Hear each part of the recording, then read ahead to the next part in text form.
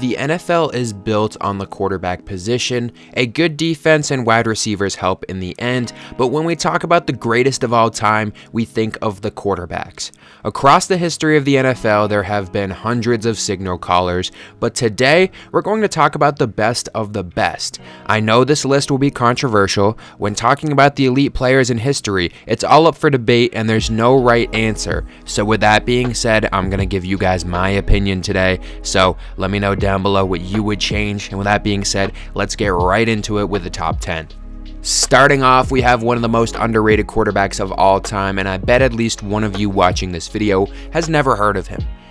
Otto Graham played 10 seasons from 1946 to 1955, and in this time span, he went to a championship game every single season and ended up winning 7 of them. He also won 3 MVPs during this span, and he's known as one of the most dominant quarterbacks of all time. The reason he's so low, a shorter career, less competition, and his overall stats. These all kind of go together because he didn't play long, he didn't make it to the top of the all-time passing yards or touchdowns list, and the lower comp also hits him as he played before the true NFL merger.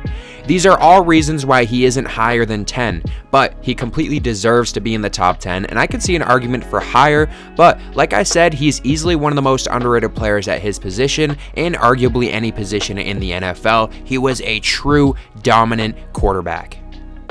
In the 9th spot, we have a more modern player with Drew Brees. Brees is a 2-time Offensive Player of the Year, Super Bowl champion, and Super Bowl MVP, and is in second in all-time passing yards, touchdowns, and completions.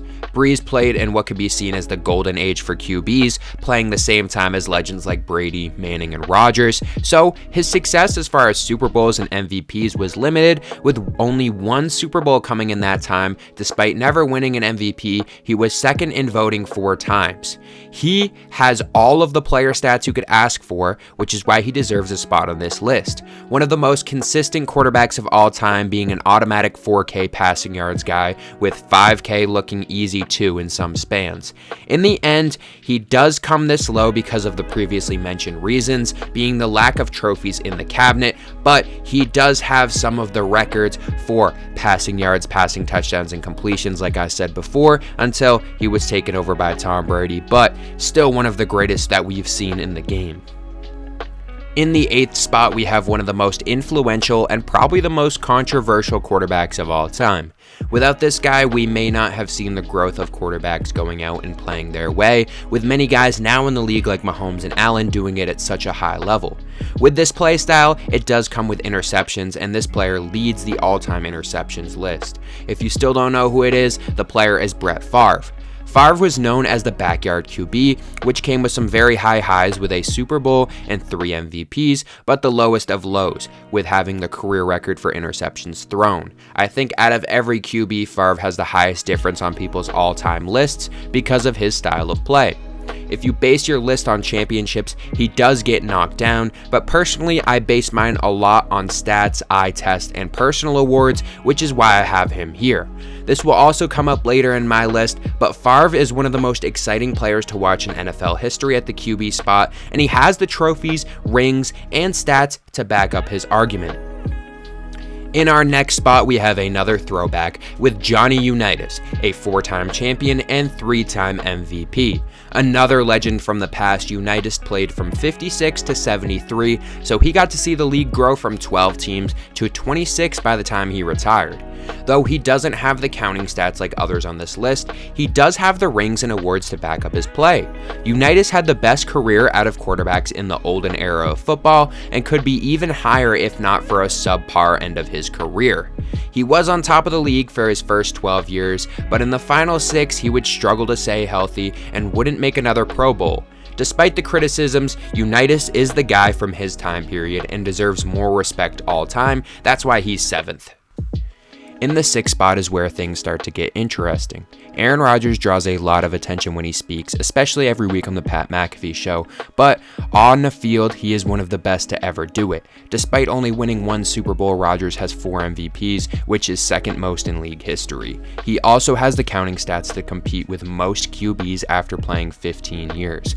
When doing research for this list, I understand why some are hesitant to put him so high, since he's still playing, but his career is closer to over than we think, especially after his injury last season. I still think he can compete with the Jets, but he really has nothing left to prove in his career. Everything else is just a cherry on top. And like I said, I base this a lot on counting stats, individual stats, and the eye test, and he does have a Super Bowl, so he proves that he can win at the highest level, and those 4 MVPs are a big reason why he is this high, especially playing in the same era as players like Peyton Manning and Tom Brady. So he proved that he was one of the best in his time period in the golden era of QBs.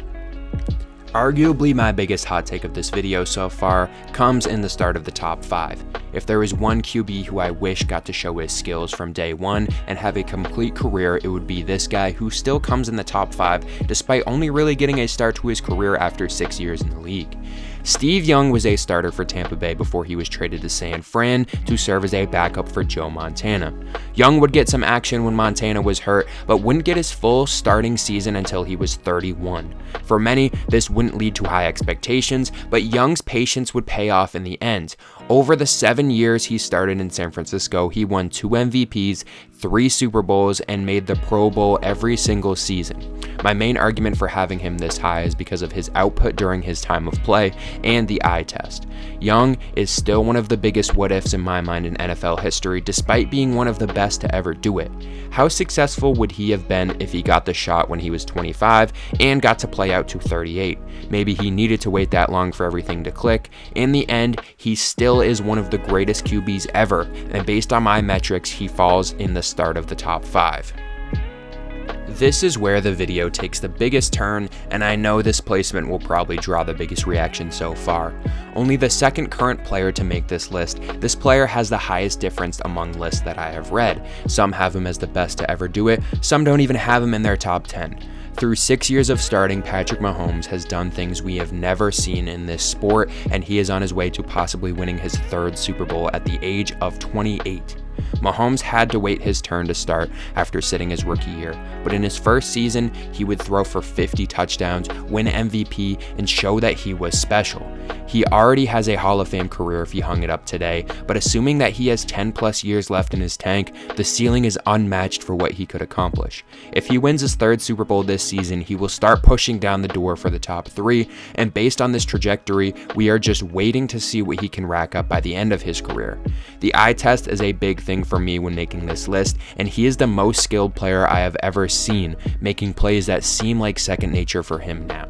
Mahomes has now become the villain in the NFL, which seems to happen when you start winning a lot, and if he wants to catch the shadow of Tom Brady, he might have to continue to play the villain. We'll see how much longer he can hold up, as this is a bit of a projection, but as of right now, his career stats, his MVPs, his Super Bowls, he's already top 10 in my mind, and based on what I said before with the eye test, he's the greatest that I have seen so far. He just doesn't have all the counting stats yet, but he's only 28, so we'll see how much longer he plays, but for now, I have him at 4. There are no surprises in my top 3, with number 3 being Joe Montana. You could argue for him to be higher. I remember when he was the clear-cut number 1, but over the past decade, a lot of things have changed. Many thought that after Montana retired, there would never be another QB to pass his legacy, and I'm sure there are still some Montana truthers out there, but I think most could agree that he has been passed by number 1, and depending on who you ask, maybe 2 players. I don't want to take anything away from Montana though. He won 4 Super Bowls and 2 MVPs, turning the 49ers into the franchise that they are today, and inspiring many quarterbacks to follow him. He is one of the most revolutionary players in the sport's long history, and ranks high in pretty much every metric from a QB standpoint, with the trophies to back up the stats. The second best quarterback of all time is Peyton Manning. Manning missed 1 year with a neck injury, but almost every other season he was on the field, he was dominant. Racking up a record 5 MVPs, he was almost a chalk-in for the award and was expected to finish in the top 3 of voting pretty much every season, and for good reason. 4,000 passing yards was a given for him, reaching that mark in all but 3 seasons, with 2 of those years only missing out by less than 300 yards. He also would put up 30-plus touchdowns on his opponents every year, with 2 seasons of 50-plus, and arguably the best season from a QB ever in 2013 with nearly 5,500 yards and 55 touchdowns. Manning also won 2 Super Bowls during this time and was a consistent contender in the AFC. The only problem was that he had a bitter rivalry with the greatest quarterback of all time, which slowed down his attempts of winning. Despite this, Manning was one of the most dominant and consistent gunslingers in the league's history and will go down as one of the greatest in league history. I don't think there's a surprise here. Tom Brady is the greatest quarterback of all time. Brady holds every record you could think of with longevity that every player wishes they could have. Is this because of modern medicine with other athletes like LeBron James playing for 20 years? Potentially. But the biggest reason why Brady played so long was his play style. Brady wasn't an athlete compared to others on this list, but he didn't need to be because he had the mindset and awareness to make every play that he needed to.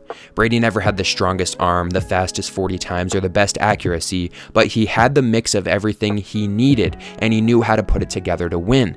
Brady had an iron mindset and never got discouraged, which was seen by the plethora of comebacks he helped captain in his long career, especially the one against the Falcons in the Super Bowl.